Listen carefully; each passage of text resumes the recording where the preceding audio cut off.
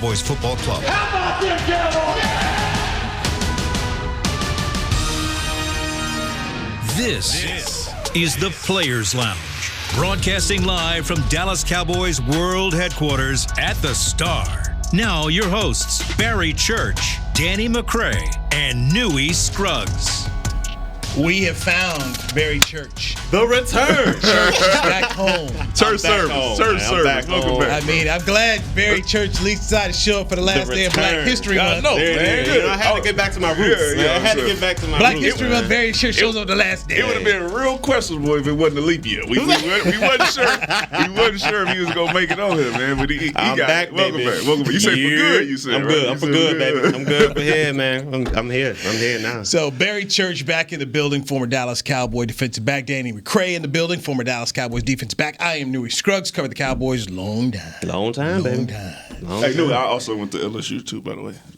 The national champion. That's the L Club. What's the L Club right yeah. there? What's that? You know, it's former players, kind of like legends. You know what I'm saying? You know, we You was get, a we get- legend? Yeah. Okay. No, kind of like legends for, Okay. for that's what they call the former players for NFL. hey. You got a legend sweater at the golf tournament. Don't act like you don't know. Okay. I am a legend on the golf Anyways, course, though. yes, Anyway. national champ, and then we also showing out at the combine. We get it. Look, the things I've heard about the LSU crew this year's draft, they're talking about this could be up there with that Miami class back in the 2000s of when they talk about, you know, first round picks, players that are impact. I mean, this is a stupid crew of talent up here that in some ways I feel for Ed Orgeron because this is something you'll never recapture again. You can spend the rest of your career at LSU, you'll never have that much talent, that much, just everything line up perfectly for you, such as Miami. Miami's never seen anything as great as that team that ended up winning the national championship. Larry Coker was the coach with all that talent. I mean, sometimes you just got it. You just got it. And they have got it. So, well, I don't want to interrupt you on that one, but I just remember at one time we had LaRon Landry, Glenn Dorsey, Tyson Jackson, and we had. I'm just saying we had a lot of first round guys. A second. Did all those dudes go in the first round? Are we really saying? Did all those dudes go in the first round? They were top 6 picks. Miami? No. He said you'll never get this talent again at LSU. I got you. And I said at one time all these people were on the same squad. Spears, and Orgeron, and I go back to I'm just saying. Yes, for him. I go back to Pete Carroll. You know that team, that second team that won the national championship. You know, they had Reggie Bush and Lionel. You can't. You know, it's just hard to get that. First off, now that they leave earlier than ever, so it's even harder to keep them. But just to get that many guys and just have everything line up. I mean, there is also a little bit of luck that happens with it through injuries and through guys just performing well. And just sometimes, man, it's just your time. Right. It's just your time. And it was their time. And now these guys are going to go to they're going to the combine when their best defensive player not even there. He's not even eligible yet. Stingley Jr. So and our best our second best offensive player not there, Chase. So we got a ton of talent there. He was a beast at the NFL Combine in Indianapolis. But I want to start with something that Jerry Jones spoke about and Stephen Jones spoke about at the Combine. Look, we know the Cowboys have 3 key free agents. You've got the quarterback, Dak Prescott. You've got the receiver, Amari Cooper. And you've got the defensive back, Byron Jones. All 3 guys play premier positions in the National Football League. And the Cowboys basically said, we're going to meet with Byron Jones' guys. We're going to talk with them. But we really don't know how we can make something work. In other words, bye-bye. Byron Jones isn't here. He's not going to be here in 2020. No. And I like everything that Byron Jones stands for. And it's very interesting when you talk about the Combine. That was where Byron Jones really broke the record. Yeah, he did. That put him on the map. Yeah, that put him on the map out of Connecticut because he did not play on a good team at Connecticut. So going to the Combine, performing individually, bam, it put him out there. And he is finishing up 5 years with the Cowboys with a very, very good career. This is one of those things where fans sometimes want to bag on the Cowboys and say, man, they don't know how to draft. This is a perfect example of finding a guy you like, getting 5 productive years out of him. Developing him. He made a Pro Bowl, but you cannot afford him. Byron Jones is going to go out on the market. There's going to be a team out there that's going to going to look at paying him. I think he'll get his rate of $15 million per year. Without a question. The Cowboys simply, especially with their desires to say they want Prescott back and Cooper back, they cannot pay Byron Jones. And Byron Jones is young enough right now, 28 years old. You got to go out and get as much money as you can. Pay the man his money. Pay the man his money. He got to. I mean, he's like you said, Newy. You were there, Church. I was there. I was in the same position as him. I wasn't as highly regarded as him, but I was in that same type of position where towards the end of the season, you kind of get that feel. You kind of get that realization that you might not be back here. People will start talking to you. Hey, you might be able to get a little bit more on the market if you don't stay here. And hey, I don't know about taking a discount or whatnot, but he's in a good situation. He's in a win-win situation. He's young. He's going into the market as one of the premier, if not the top cornerback going into the market this year. So he'll get his asking price, I think, of around $15 to $16 million per year. He'll probably be the highest paid cornerback in this free agent class until next year. You know how they mark it up or whatever. But I think he'll get it, and he deserves to. I mean, he's a guy that, off the field has never done anything wrong. He's a leader on the field. Cats look up to him, and he's a smart guy. I mean, if it wasn't for football, I'm sure he'd be successful in other realms of this world. Like a Myron Rowe. Like a Myron Rowe. He could be a surgeon. He could be one of those type of guys. So he's going to be a successful guy. But I agree with you. I think don't take any type of discounts. Go cash in so you don't have to worry about future finances. Get all the money you can, and then back down the road if you want to, come back and take a discount here and there. Go ahead and do that. But go get your bread. Tell me this: at any point in time, when you leading up to your free agency, right? Did it ever occur to you or cross your mind that you would take a hometown discount? Oh, hell. Did the allure of being here, with the Cowboys and like, this is where I've been, this is where I kind of grew up, my adult life and all that stuff, did it ever was like, hey man, if they offer me $500,000 less than the next team, I'll take that. Without a question, no. I mean, every dollar, every cent. I needed every penny because you gotta. A lot of cats out here. They just love the game, just to play the game, and they'll love it. I mean, and those are the Sean Lees of the world that love it, be here immersed in football. But for me, I looked at football as always just a job. Like, I liked playing football because I was good at it, but I can't sit there and say I loved the sport and I'll die for the sport. Right. No, I looked at this as a job, and the Jacksonville Jaguars were promoting me. From one place to another, so I had to get that money while I can. So you're not Deontay Wilder. What If I say I'm willing to kill a man in this ring, then I gotta be willing to die in this ring. But my uniform was too heavy, bro. That's why I lost. You know what I'm saying? All that tough talking, he said, you know what, bro? I had the 40 pounds on and all this other stuff. My legs were gassed. I was gone by the time I got there. Legs? Yes. And then I hear Stephen A. say, man, the dude tried on the outfit the night before. Why? And you didn't know then? The man just got worked. This is the worst part about the Deontay Wilder thing to me. You go in there, you get beat up, they come over with the mic to you, and you say, I ain't gonna make no excuses. But here comes the excuse. Here comes a mild excuse. But what happened was there's a lot of that's how you say there's a lot of stuff going on that y'all ain't know about, all this other stuff. You talking about the uniform? You talking about excuses? I thought it was something deeper, like you had a death in the family or something. He said the uniform was too heavy. You got a coronavirus. Man, that's how they do it. You saw the opposite. You see Fury, he gets carried to the ring, and you waited down coming out there. This is the total opposite it showed in the fight. I don't think it was because of that uniform, though. He got beat up. He got beat down. Outside. Black History Month. He got beat down. But it's a leap year, bro. It was a leap year. That's why that leap year be fooling people, be messing people up.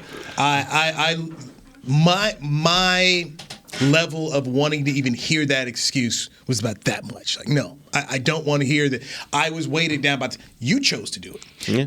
We all remember one of the baddest dudes in the heavyweight division who came into the ring with a simple towel that he cut out and threw it around his neck, and Mike Tyson. Why can't you do that? Yeah. Why? I mean, Mike Tyson made a whole lot of money. He didn't have an intro. Just here we go. Go out and fight, man. Here we go. I'm coming in here with. I mean, to me, that was even. I found even more intimidating. I don't need a robe. You know what? Just what we have? Let's cut this thing on. I'm about to come up here and I'm about to take you down real quick. Hold on, Newy.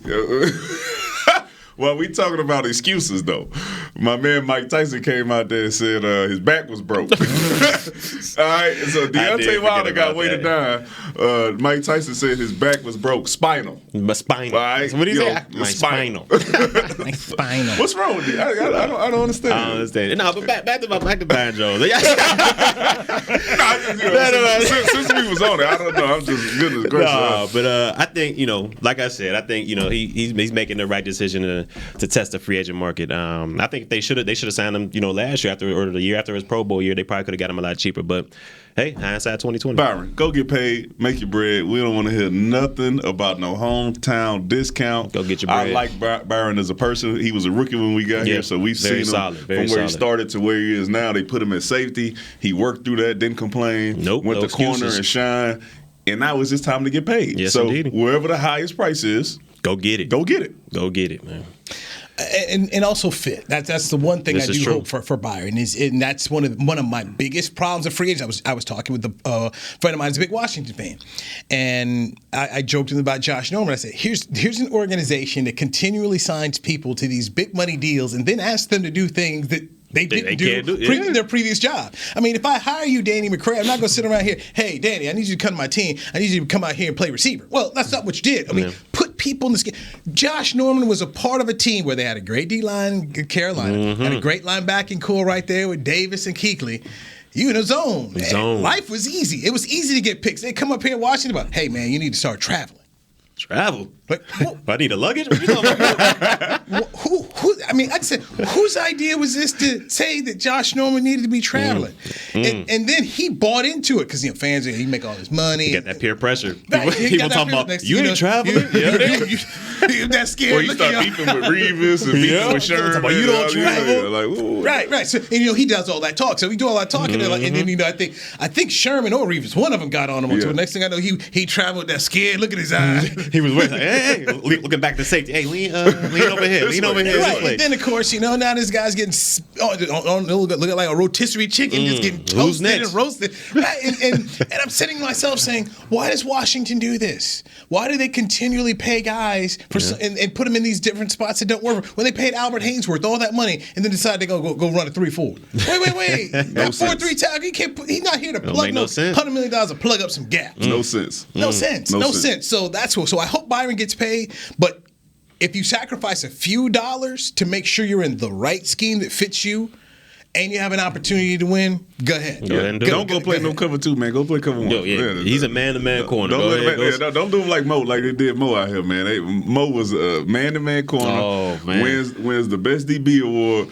and you get him out here trying to run cover 2 and disguising this way and drop back into cover 3, and then he's not as good as we thought he was. Yes, he is. Yeah, he's a man corner. Yes, that's what he was. All right, see, this is why we do the players line. This is where you have to educate fans because there are a whole bunch of Cowboy fans who think that the Cowboys traded up for Morris Claiborne and that he was a bust when they got him. Yeah, and then we got a new DC.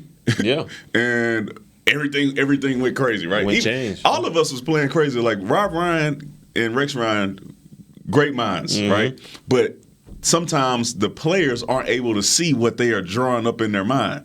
And when you draw it up like that, and you have a guy that's playing man-to-man, but you got him dropping back to the middle on some of these things because you're running these fancy blitzes, that's not what he does. He is there like a Revis. You say, hey, man, this is your side. This is your man. You follow him. You go cover him. And then when you start throwing all this other stuff in there, it creates confusion. Checks, you know all types of all stuff. All of a sudden, you out there thinking more than you had to think when you were the best corner in the NCAA. And it shows on the field. And then people say, oh, man, this dude not that good. I'm like, well, are you serious? Tell him to go out there and cover that dude for the whole game and don't worry about nothing else. Don't worry about no run fist. Don't worry about nothing. And I promise that 6th pick, he'll be worth it. Yeah, no doubt.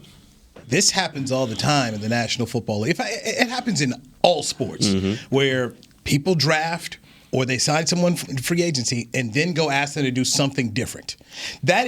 I'll never understand that. I don't understand, how do you do that? If I've hired you, you were great for this company. Yeah. We saw this greatness in you. We're going to bring you here, but we want you to do something totally different. To me, that's asinine. That's true. That is asinine, but this happens all the time. This happens. You're going to watch a bunch of people with these quarterbacks too. Okay, a bunch of these quarterbacks are going to get taken. And people ask these quarterbacks to do some stuff that they simply cannot do. But this is the National Football League. It's actually professional sports. And that hurts the player too, man, because what happens is, as a competitor, the players like. They not gonna say, "Hey man, I can't do that, coach." Nah, they gonna try to step up to They that. just gonna take on as much as they can, right? And not complain, try to be a team player and all that stuff, and it ends up hurting them in the end. Like Byron going to safety. Exactly. Like, He was like, I can do that. That's nothing. Of course he's not gonna say, "I don't want to do it," because he want to do whatever he can to help the team. But his best position was corner, and it's obvious. That's why you hired him. Yeah, but that just like I said, hurt the player, man. Yeah. All right, up next here on the Players Lounge, let's talk about another player. This player apparently wants to come back, and the owner wants him back. Jerry Jones spoke about Jason Witten. So at the combine here on the bus, he's met with the media for over an hour, talked about Jason Witten, and he said, I'd like to have him back, but he'd have to come back at a reduced role. Mike McCarthy met with the media at the combine, and Mike McCarthy gave one of those nice blanket long answers of, I've talked with him, we've had good conversations, and we'll have to see blah, blah, blah. And that just reminded me when Bill Parcells came to the Cowboys and was asked about Emmitt Smith, kind of the blanket little thing there, which was, hey, Jerry, handle this. Jason Witten was asked about coming back at the Man of the Year award that he had. And they talked about, can you come back as a backup? And he kind of gave you an indication of, that's not what I do. I simply say this. Jason Witten cannot come back to the Cowboys. I agree with you on that one. Jason Witten is no longer a starting player in the national tight end on a contending NFL team. Not on a contender. And you cannot have a backup tight end who does not play special teams. Yeah. You simply have to say thank you for your service. One day you will be in the Ring of Honor. You pretty much will be in Canton, Ohio with a gold jacket. Yeah, we'll have a gold jacket. You can't be on the 2020 Cowboys. And I don't think that Mike McCarthy needs to go to do that. This is something that Jerry needs to go ahead and handle. But I'm sorry. Last year was frustrating. I love Witt personally, man. I was here the day this guy was drafted. I mean, remember, number one, that was his number in Tennessee, number one, third-round pick out of Tennessee. He's had a heck of a career. But last year, he stifled the growth of Blake Jarwin. It is time to let Blake Jarwin go out here and play. I'm not saying he is Travis Kelce. I will tell you, when I see Travis Kelce and I see Blake Jarwin, I see a guy where you say, maybe he can do some things like that. Go down the seam a little bit. Be that big target. They got involved. That's also the issue, is the fact that we don't know. Yeah, we don't know. That it is. We are supposed to know, right? Last year was supposed to be the year where you found out if he was that guy, right? Yeah. And then it just didn't happen, because when Witt first came back, it was 20% of the snaps, 20 snaps a game. Yeah, that turned and then it turned into start. And then, all of a sudden you're like, oh, man, Jarwin's catching these passes and taking them for 40. And we think he could do this all the time. And fans are starting to say that, but, you got 100% of the snaps going to Witt. Yeah, this is true. And nothing against Witt, but you got to let the next guy, at some point, you got to. The tight end position has changed. You got to. And Jarwin, I mean, we've seen it. He was a walking 20-yard reception. I mean, this guy, he's a mismatch for everybody. There's safeties. I know safeties do not want to guard this guy. When you got a 6'5" guy who can run, he used to play wide receiver, he can create separation without chopping a guy up and making routes look that crazy, because he has that much athleticism. He can high point the ball. Like you said, we just don't know what he can do, because it's like Kelce. Witten was blocking him. When I see Kelce of Kansas City, I see some of Blake Jarwin flashing. For sure, and I think Blake's faster. And this is the problem. I go back to this. This is the problem where I put it squarely on Jason Garrett as the head coach. Your job as the head coach is to sit around here and tell, hey, Witt, no. He's got to get more snaps. But the head coach and the player were boys. Hold on now. Because if we get to this point now and Jerry doesn't take care of business, like we just said that he would be the guy to tell him, then all of a sudden it's not on JG. It's on Jerry. Who brought him back from the booth? I think the first person that he called. I think the first person he called was Jerry. But yeah, they both wanted him back. They both wanted him back. And coming back was never the issue. Yes, it was, because everybody knew. Okay. If he's coming back, he's not going to sit on the bench. Everybody knew. That's like Carmelo. When somebody asks Carmelo, hey, man, you coming off the bench, he give you that laugh. You know what I'm saying? Like, everybody knows. What you mean? Okay, fine. You know what? Run on out there and start. Okay, Series 3, you sit. I mean, at some point in time, somebody needed to tell him, no, you got to sit. I watched Witt go out. It was a 3rd and 21. I watched him go out. I'm like, what are we doing? Yeah. By the time he got to 20 yards. Now, You play with Witten. Ain't nobody telling Witten no. That's the thing. It's not happening. Okay, and see, and then there is the problem of coaching. If you scared, and that was, I felt okay. They were scared to tell Dez to sit down and be quiet. They were scared to tell Witten to go ahead. That's why you got no job today. So everybody, what you scared about? Yeah, he should have told him. One of the things I go back to Parcells, when Bill was here, Bill used to say, not afraid of confrontation. So we can't be afraid of confrontation. Sometimes confrontation is good. I mean, your job as a coach is to cover up the warts of your football team. Yeah, this is true. Somebody got to tell him. This was a problem for your football team. That's what everybody. You got it, man. Go ahead. Give me a call. I got a call to take. Tell you when we get back. Right. So if the head coach didn't want to tell, can OC say something? OC, you scared? Can the tight end coach? Because everybody. But I don't understand what was so scared about. What are you going to do? Quit? What are they going to get you back? Well, when you got the backing of ownership, it is difficult for you to do that, right? I guess so. If you just make an end run. But I mean, can somebody show the tape? I mean, you guys know. Can we show the tape? You got to look at the tape. Where was Garrett Vision? Let me tell you there was no yards after catch. Everybody saw the same tape because the first time I saw Jarwin catch the bootleg for 3 yards and then take it up for 27. I'm like, what? Why is this guy not getting the ball? And the crazy part is, then we try to run the same play 3 more times. I was like, no, bro, line him up. Put him in the slot. Don't let that be his only play. Let him do work. Let him do work. And I'm also of the opinion of, if you think that this guy can truly be this matchup problem for people, the time to pay a Blake Jarwin is right now. Because if you go ahead and sign these big contracts that you're talking about for your quarterback and your receiver, you need some players in other spots that are not killing your cap. This is the time if you want to get Blake Jarwin to, hey man, look, you hadn't really played. I mean, give him a 3 for 12. He would be a fool to take that. So give him a 3 for 12. He would be a fool to take that. All right, we'll dive into Jerry's thoughts on the collective bargaining agreement with the players. We'll dive into that later. But up next, something has Danny very upset.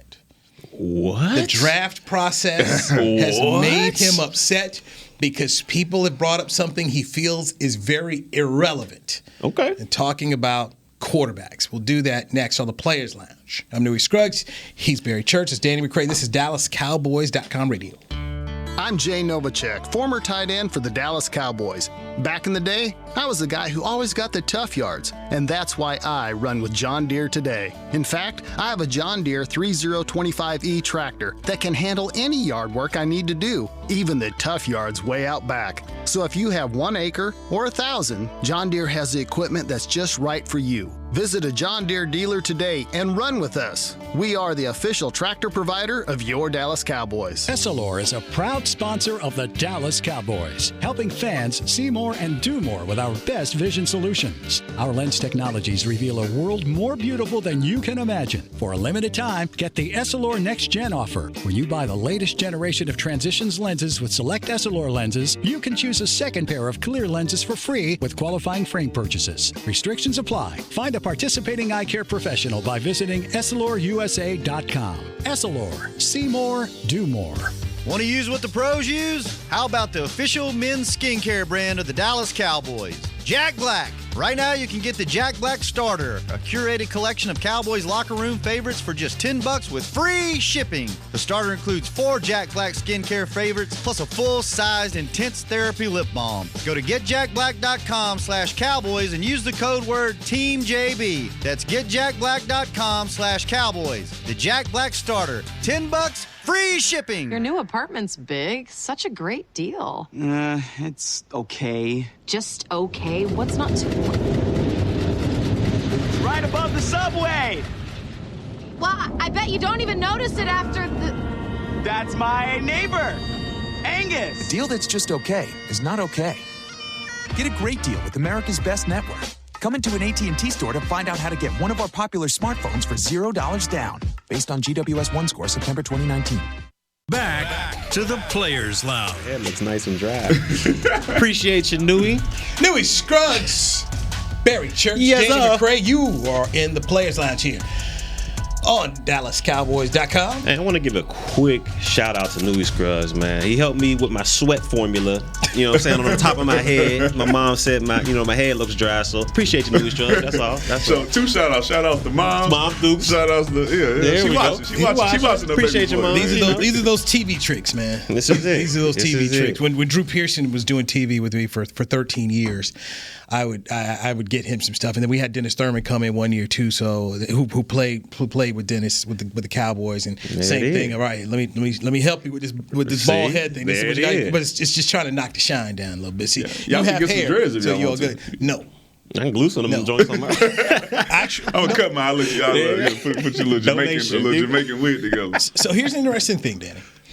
I could not show up one day with dreads at work because my TV contract states that I have to show up the way they brought me in. So you can't get a beard or nothing. You can't go. Oh, okay. No. I've seen before where people have, women have showed up and all of a sudden, Goldilocks, they got new hair, and it's caused a problem. One guy one time ended up he had a thick mustache, he shaved it off, and they like, hey, got a contract. So it's one of those interesting things. Is that just for grooming, or if you showed up swollen with a 6-pack? You know what I'm saying? Would your TV personality be the same? You know what I'm saying? That portion of it, no, but just right here. So I can't show up one day with hair because they got that habit. So you can't put a D on. Or you just can't show up with purple hair. I mean, these are things that a lot of people don't. I always laugh. People like, I have First Amendment rights. Like, no, you signed a contract. Yeah, it's a wrap. Go ahead, check the contract. You signed those rights away. Right. Amendments. But I would say this, in fairness to the people that hired you. Okay, so let's just say you guys wanted to go out here and work for NFL Network. I'm almost positive NFL Network's probably got the same thing. Mm-hmm. Hey, Danny, you just can't show up here one day and all of a sudden you bald because we hired you. Right. We hired you with this look that we wanted because maybe we already got 3 bald guys and we don't want anyone. But you have to. There's standards. You just can't show up one day. You want, hey, I'm gonna dye my beard. I'm gonna go with this little dyed beard. Like, no. So you got to put in a request for that. Denied. Man. Hey man, listen. I guess it fits, man. But They pick these people, they dress them, they do all this stuff. They want they want the shot to look a certain way. So I get it. Yes, I get it. Yeah, I guess. Well, I ain't got that problem because this is not by choice. All right, the NFL Combine is here, and we're getting ready to head into March. Gotcha. And one of the things I have noticed in my years of covering the professional football, this professional football league with the NFL, is March is when all of a sudden we forget anything good these kids have done, and we want to run them in the ground. Yeah. We just want to bring up the silliest, goofiest things.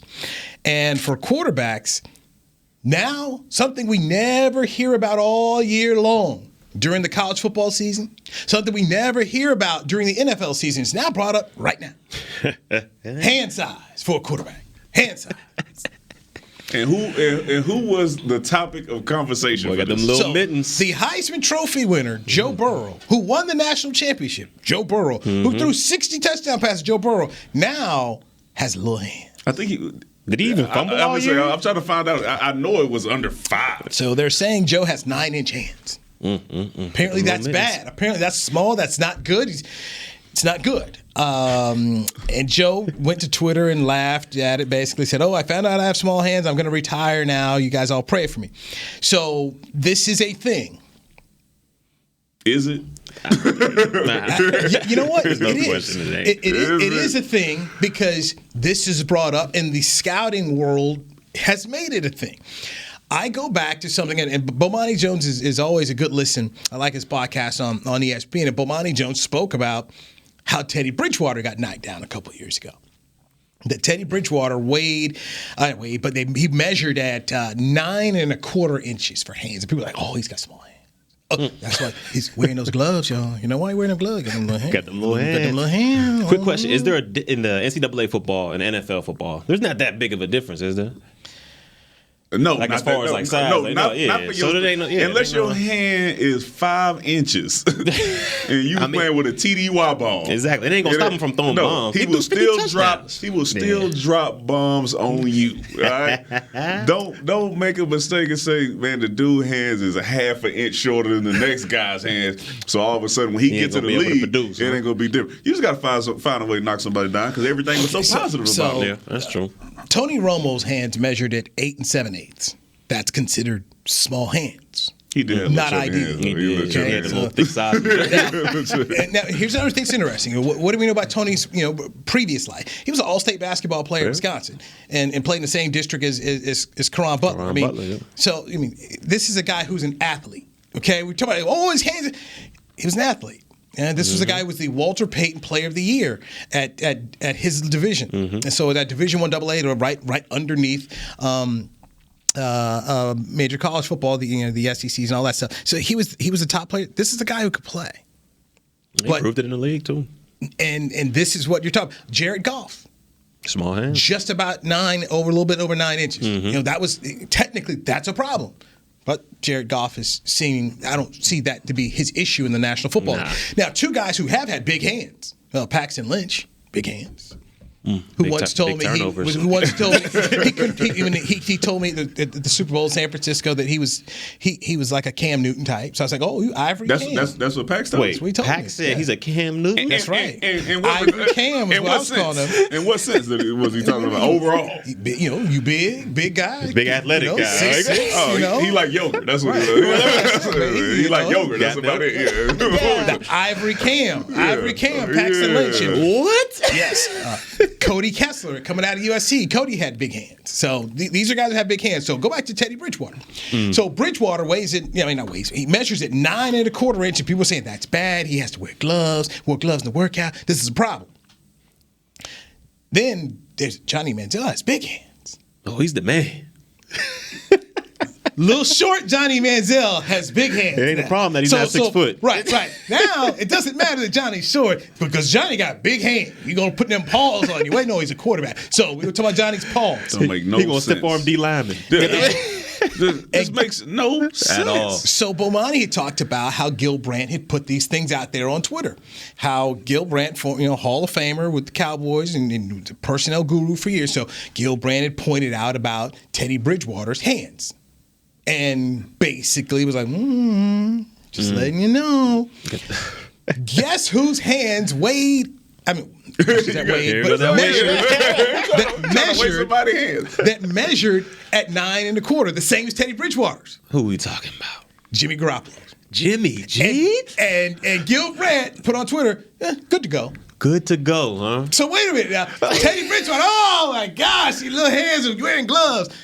I'm not saying you're going somewhere, but I feel like you're going somewhere. Is Gil Brandt? I could be wrong, but is Gil Brandt the same guy that said Lamar Jackson should be a? No, that's Bill Pope. That's Bill Pope. About to say. So, but just this whole thing and this thought process of, we always want to choose who's got this issue and who doesn't. What we want to look at and what we don't want to look at. Yeah. So. When is it that you didn't care that Johnny was small because Johnny had big hands? Yep. Huh? What? Why aren't we looking at the tape? The tape showed you that Teddy Bridgewater was a really good college football player. Glove or no glove? Glove or no glove. He's a player. Okay? This guy was a player. In the NFL, once again, you talk about all this stuff, and you end up doing the wrong thing. Exactly. Okay? Cleveland ended up trading to go get Johnny Manziel. This guy was a bust for him. Teddy Bridgewater. Minnesota trades him in the first round, gets him, takes him to the playoffs. And Teddy Bridgewater is still in this league, and Teddy Bridgewater is about to get paid. He's about to get paid. The only reason he hadn't gotten paid already was because the injury. The crazy injury, yeah. Outside of that, he's paid already. So when I this whole Joe Burrow deal, sitting here and reading this, I shake my head at because it's silly. Very silly. Turn on the tape. I mean, the guy had 50-some touchdowns. I mean, he's throwing bombs 60. left and right. 60. Throwing bombs left and right. And they're not just bombs. They're accurate bombs. Like, he's putting it where only his receiver can catch. And we're worried about hands? This is a tweet and a critique that will get somebody fired in a draft room. Because if you have the audacity to come in and say, we not picking Joe Burrow because he has smaller hands than this person, and he goes out and is a franchise quarterback Pro Bowl in the first year, he gone. You should be fired. You should be. Because that is lazy. And you have one job. That's your one job lazy on your critiquing. Mr. Trubisky hands was probably bigger than Deshaun Watson's or something. That's probably what happened. That's why they moved up. We see with Chicago. What a lazy. Lamar Trubisky. And you put that out there, all of a sudden it's in somebody's mind now. Because they might think of somebody who was a bad quarterback with small hands or fumbled a little bit. And all of a sudden I'm still bitter. I'm still bitter about that, very much. What about what? Trubisky? Yes. The third, you talking about third team all ACC? Over Watson. I am a huge Deshaun Watson fan. He's the truth. He's definitely the truth. I mean, I absolutely just love Deshaun Watson. And I covered Clemson football. I spent a lot of time living in North Carolina, so still follow Carolina football to this day. So these are two guys. I knew who they were, okay? I saw games. Mitchell Trubisky played 13 games at North Carolina as a starter. 13. That's it. He could not beat out Marquise Williams, who was a quarterback before. Marquise Williams was no star. I mean, the most he got was a cup of coffee with Mike McCarthy in Green Bay, and I think he was on the practice squad, and then they moved on from him. So first off, and you guys know because you played college football, sometimes if you can't beat somebody out in front of you, and the only way you get the job is because this dude graduated, we kind of look at So Trubisky gets a job basically through default. Larry Fedora was a head coach. They were trying to give it to him. Trubisky couldn't take the job at all. So here's Deshaun Watson going to back-to-back national championship games. The first time that Clemson lost to Alabama, it wasn't his fault. He tore them up. Yeah. Where Nick Saban says, man, this guy's given us the most problems since Cam Newton. Anybody saw what Cam did in the National Football League? So the next year, here's Deshaun Watson. Not only do you beat him, you take him down the field, throw a game-winning touchdown pass, win the football game. Your own head coach said, you pass on him, it's like passing on Michael Jordan. And what did they do? You can't tell. He graduated in 3 years, so he's a smart guy. Everything you wanted in a quarterback resume Deshaun Watson had. Despite being there was only one blemish on this guy's record. He wasn't first team ACC when he came out. Because Lamar Jackson right? was first team. Who was the highest? So the ACC coaches got it right. Lamar Jackson's first team. Deshaun Watson second team. Mitchell Trubisky third team all ACC. Yep. That was probably by default too. Yeah, because exactly. who else was going to be number 3? The ACC. So Wake Forest, right? They had to put somebody. Yep. They had to put somebody. NC State didn't have anybody. Go ahead. So there you go. But come draft time, and this is my problem with scouting. So come draft time, Mitchell Trubisky goes number 2, first quarterback off the board. So he's first quarterback off the board. Then it's Patrick Mahomes. Then it's Deshaun Watson, who Cleveland passed on twice. So then the next year, when Lamar Jackson is eligible and comes out, he's the last guy taken. Yeah. What are you guys looking at? So when I sit up here to this hands and Joe Burrow stuff, I'm just like, this is the same foolishness which is going to get you guys fired and get you guys drafting quarterbacks that you shouldn't because you're not looking at the right thing. I'm not an LSU guy. That's Danny. Okay, Danny's that guy.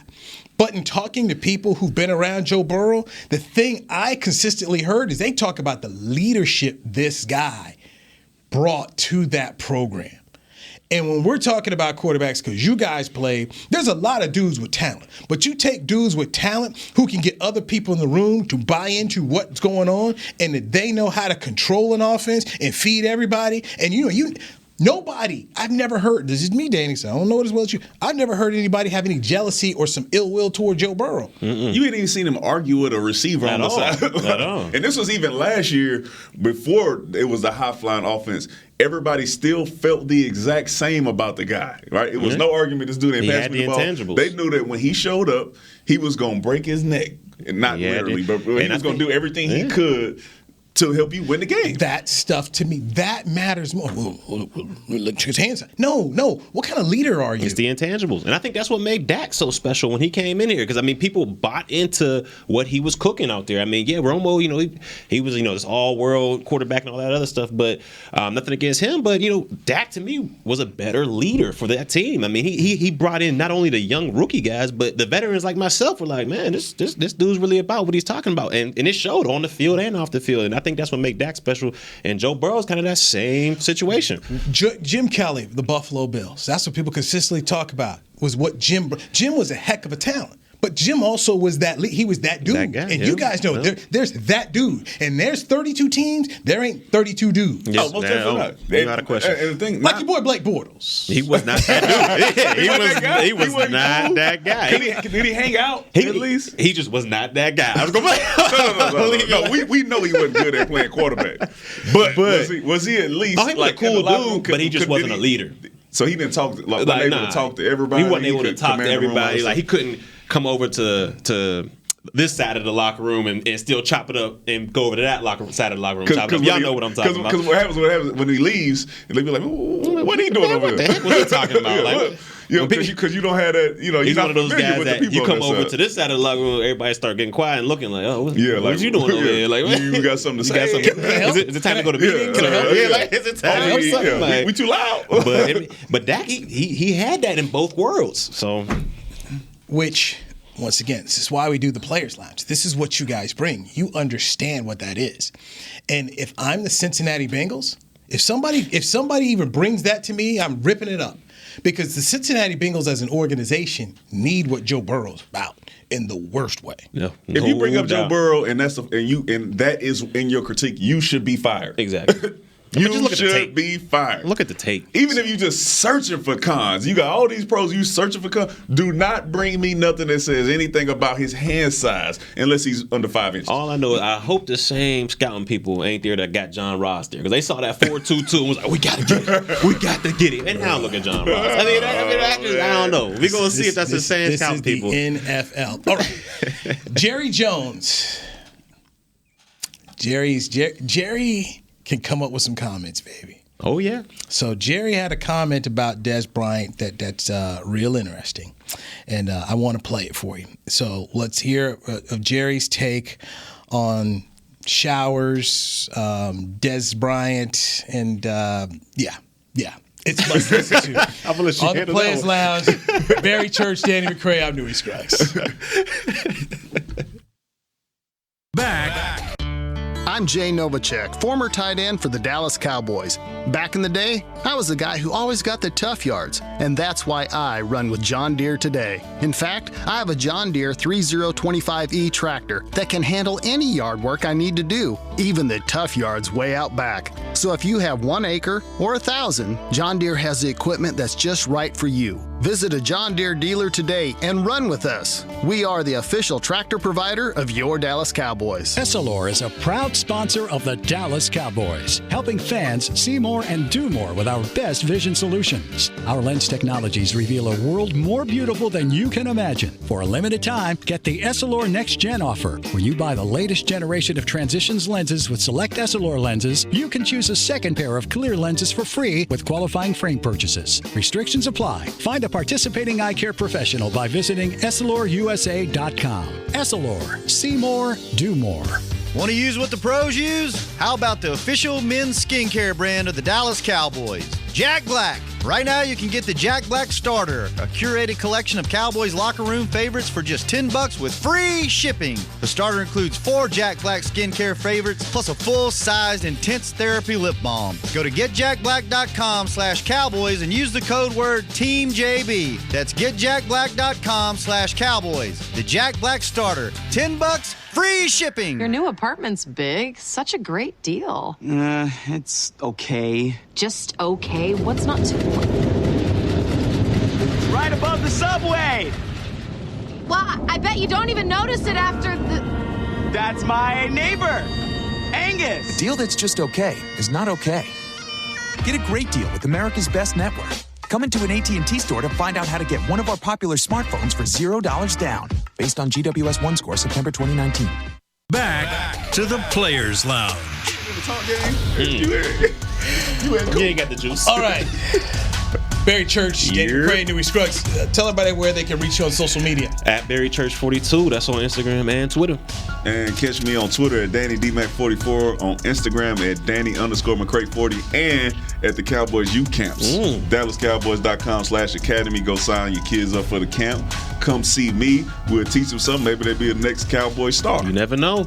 And you also have cheerleading camps. So there's something for the girls too. Cheerleading camp. We got DC R&B. I brought my boy Church out. He was a special guest referee. We had Blake Jarwin out. We had was it Schultz. Jeff Heath came Jeff out. Heath, the GOAT. Was it Simba? K-Bud came out. Frazier. Yeah. Okay, so we had some guys come out there. All right, so you gave a little inside baseball here. You said DC Rhythm and Blues, so make sure you explain that to some of our listeners. Dallas Cowboys Rhythm and Blues for those who want to be involved in dance. That is so. If you ever been to a Cowboys game, you look up over there by the Miller Lite thing, and you see these people doing urban hip hop and dance. That is what our DC R&B is, right? Okay. So they'll be doing all the stuff you see on the movies where they crumping and figuring out all Chris the Brown stuff. the Chris Brown stuff. They'll see that, but it's really really good to learn. If you're really into dance and you're really into that hip hop urban type of stuff, DC R&B is good for you. Of course, everybody knows what DCC is, American Sweethearts, no doubt. and then we got the football portion for you. So, Right. Some for everybody. Jenny Durbin Smith over there with the Dallas Cowboys. Yeah, making it work. Little former Tar Heel cheerleader. Jenny is. I met Jenny when she used to be with the Dallas Mavericks. So good people's right there. Yeah, she good. Yes, She is good at what she does. Yes, she is. Jenny's good people. So, all right.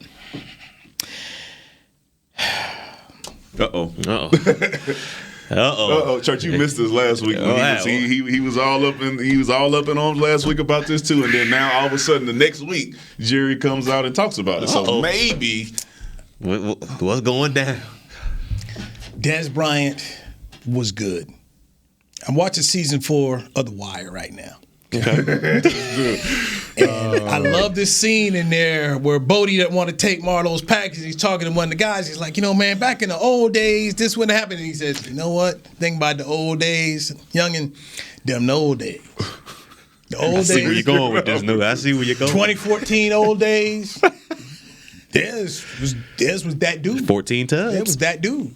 In these days, he's a guy who hasn't played football in 2 seasons. If you check social media, you'll see a whole lot of video of Dez Bryant. You were gone last week, but last Friday he was working out with Patrick Mahomes. Hey, Fort Worth boy, look quick. Snagging them balls. So fans, there's Beyonce got the Beehive. Dez got his people the want the X Club. Right? They all want Dez back. So Jerry Jones was asked about Dez Bryant yesterday at the Combine, and listen to the Hall of Fame owner of the Dallas Cowboys. I have not talked to Dez directly. I've been thinking about it a lot in the shower. Yeah. I have been. I'm not dismissing it. I don't want to sound like it should be dismissed by saying that. Right. I'm thinking about it. Why? Well, because he's an outstanding player, and the obvious is the obvious. He's had a serious injury. He's been out a little bit, but Dez a great player, and the obvious is the obvious. Is he still a great player? And we know Dez better than anybody. I know him better than I'm going to say anybody. I tell you, it's personal. Why are we doing this? It's personal. I can't even take this serious. I mean, why are we doing this? Nothing against my boy, man. No, 2 years. All I'm saying is you could look at that guy and you see that it's personal. You don't think Nah, the dude. Listen, he was reluctant to say it, but he was like, "I know Dez better than his own family." That's what he wanted to say. He wanted to say that, right? Anybody knows Dez, right? Is me. Which is and that is drawing us to the fact that he really has an emotional connection to Dez. Without a question. And if he has the power to help out Dez, I promise you, he will use that power to help out Dez. Without a question. Now, will it be here? I don't know. Because, of course we're going to talk through, the receivers that we got on the roster, what McCarthy wants, and, and you guys were youngins, okay, when this movie came out. You guys were young. But Jerry Maguire. Show me the money. Who's coming with me? Now, this is great. Okay, when you talk about show me the money, in that whole scene, remember, Jerry's on the phone trying to keep the clients, and that's when Rod makes him say, show me the money. But within that whole scene there, Bob Sugar is on the phone too, and Bob Sugar says, it's not show friends, it's show business. Are you in or are you out? And that's the simple thing. When I hear Jerry, I want to say, Jerry, it's not show friends, it's show business. Mike McCarthy, your head coach, was at the Combine and said, We want Cooper and we want Cobb back. So if Amari Cooper is here, Randall Cobb is here, Michael Gallup's already here, this is 3 guys in the receivers room. You want to talk about Dez Bryant? That would mean Dez Bryant would be a 4th wide receiver who does not play special teams. I tried to point this out on social media, and I had somebody tell me, well, Dez Bryant can go return punts. I just went, let me go. When the last time Dez returned punts? 2012. I went and Googled it. 2012. Broke his ankle, right? Broke his ankle. He never returned again. No more returning punts. Okay. So we do also have the issue of Amari Cooper actually not really being here for sure yet. All right. But I'm just saying, based on what we got now, what the head coach's wishes and what the team is telling us. So when Jerry says that, Jerry, there's no room for him, and he'll be 30. He'll be 31 years old, turns 32 in November. We're talking about 2012. So I went and looked up, okay, who were the leading wide receivers in the NFL in 2012? I think the top 5, and especially in catches. It was Calvin Johnson, Wes Welker, Andre Johnson, Crabtree? and Tony Gonzalez was 5th. Gonzalez was still the guy? Yes. Yeah, so you talk about 2012, that's a whole different world. In 2012, Barack Obama was running for re-election against Mitt Romney. Okay? Listen. We don't live in the same world that we did. That was... We're talking about, 2012, the Mavericks were 1 year removed from winning the World Championship. The Rangers were 1 year removed from almost winning the World Series. I mean, this is how long ago. Okay? I wasn't even starting yet. But let me tell you though, Newy, this is why though. In 2019, Witten was here, out of the booth. I'm like, it's not like it's outlandish that this can happen, right? It literally happened last year. He wasn't 2 years removed from the game from an Achilles problem. Yeah, he did pop his Achilles. No, you are correct. He wasn't removed from injury, but he has been removed from the game, and in Jerry's eyes, he think he could still produce on the team. How'd that come back? It don't matter. It's on the table still. There's no rule because you already got the veteran receiver in Cobb. So, I mean, you're going to have 2 veterans? No, it won't be Cobb. It will actually be Gallup because Dez not playing the slot. It will be Gallup. Oh, what do you mean? What do you mean? Social media told me that they don't have to bring back Cobb and they can put Dez in the slot. Social media actually said, tell me, they got like 2 followers. Dez is not playing the slot. He's too big. And the reason why Dez will not be a 4th receiver because it is more goes into special teams than just being a punt returner. If you are a 4th receiver, you have to be a core special teams player, which means you either a gunner for Dez, he will be a gunner running down there making tackles on punt, or he will be a wing protecting and blocking so nobody blocks the punt. On kickoff, he would have to run down there, he had to make a tackle. On kickoff return, he would have to either be the returner or he would have to be blocking some dudes that's running down there. Things that I don't believe Dez has done in his entire life. Let me ask y'all a question on that. Do we think time has changed that much to where if Dez is open in the red zone, he doesn't get the ball for a couple games, you think he's just going to be cool with that?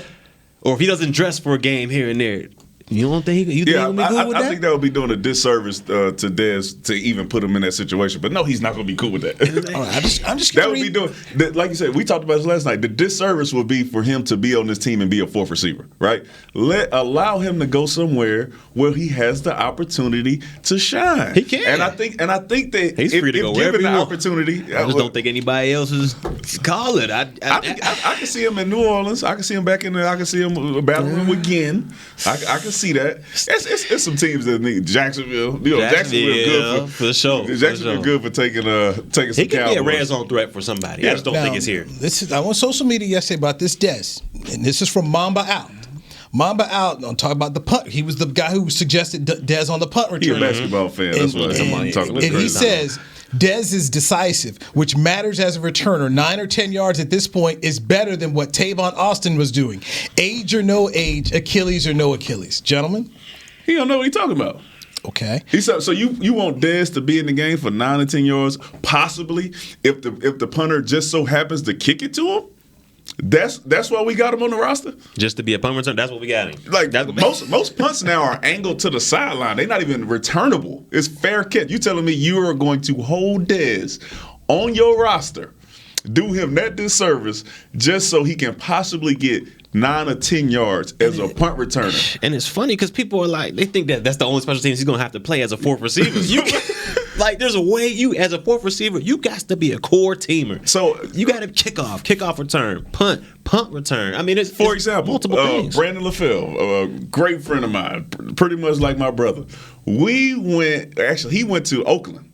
Right? Mm-hmm. And I think he was maybe the third receiver. And we had a discussion, and Rich is down there, and he became real accustomed with Rich because they start asking him to play gunner. Mm-hmm. This is a Super Bowl winning receiver, a year removed from, and then went to Oakland, and they had him playing down there on kickoff and playing gunner. But he had done this before, right? So this is an option that when you pick him up, you say, all right, he can do that. This is not something Dez has done before. Never. I don't think you can pull up a film from even high school with Dez going down there even playing on rookie gunner. year. I don't even think he was a part of the cat club. But that's just not his game. He's an offensive threat. That's what he does. That's what he does. Let me return to social media, gentlemen. And this comes from Bobby Belt, Gene Slater's producer over NFL Network. Don't want to hurt his feelings now. He ain't say nothing crazy. And I hope not. When I talked about the fourth receiver, his response to me on Twitter says McCarthy's offense has run 4 receivers that didn't play special teams, particularly with vertical 5-receiver offense back in 2007. It's possible. Okay. What receivers were not playing? We just throwing stats out there. One play? We talking about one play was 4 receivers? He ran 5 wide once in the game. Come on, man. Come on. They don't. Yeah, of course he did. Of course you found the one time that Mike McCarthy put 4 receivers on the field. So now, once again, you talking about progress stopping? What you gonna do? You gonna run? Who gonna be off the field? Zeke or Jarwin? Exactly. Who gonna be? I mean, you can only have 5 eligible receivers out at one time. So now Dez is gonna be Jarwin's blocking now. You taking Zeke off? You got Tony Pollard. Like what? Who are you taking off the field? What's his name again? Bobby Bill. Come on, man! Don't sell that. Don't sell that to the people, man. Selling them wolf tickets, that ain't Bobby. right. Once again, don't do Dez the disservice of saying, "Hey, man, this is when you're gonna get in the game when we run 4 wides and you get to run vertical." Okay, let me keep going here on social media. Go ahead, man. It's from Patrick. What's his last? You got a last name? Patrick Gathrin. All right, Gathrin. Come on, Mr. Gathrin. Dez is better than a fourth receiver, but he's acknowledged that he'd be willing to take limited snaps. I like Cobb a lot, but given his injury history prior to his 1 year in Dallas, I don't think it'd be a bad idea to have Dez come in starting at 15 snaps a game. Over Cobb. This is from Tony. Let me keep going. This is Garthwin. Over the receiver that has played in McCarthy's system. Like, all right, go ahead. He had a hell of a year last year. What are we talking He would have about? had 7 times if it weren't for holding penalties. Anyway, go ahead.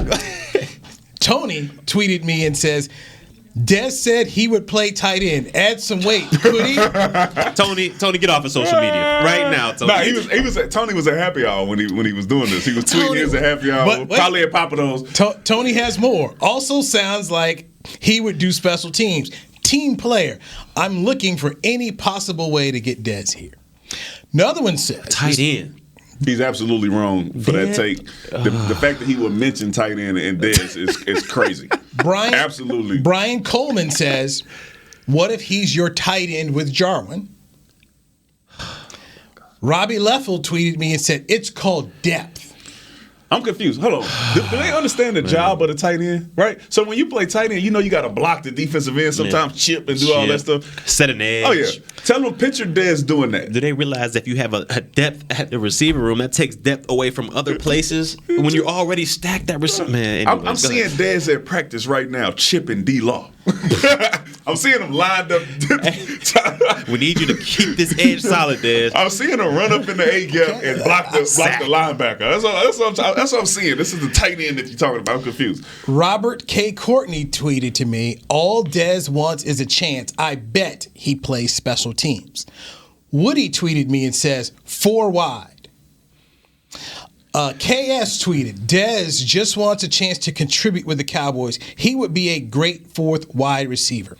I just don't understand. I don't think people understand. Listen, the special team, and this is like we talked about this a few shows ago. The issue with special teams is sometimes you just try to throw the leftover guys in there who have not played teams. And we've seen this year what happens when you do that. Which is why New England is great because they have guys who they pay to be core guys. Yeah. And last year when you had PT and KO, which they did what they did, but also when you have guys who are not playing that position who have never done it, and you say, hey, man, y'all develop them and teach them quickly, right? Somebody's hurt. He never played wing. Get him out there and play wing. You get a pump block or something, then you blame that on them. Yep. No, that's because you asked for somebody to be coming here and playing 10 snaps.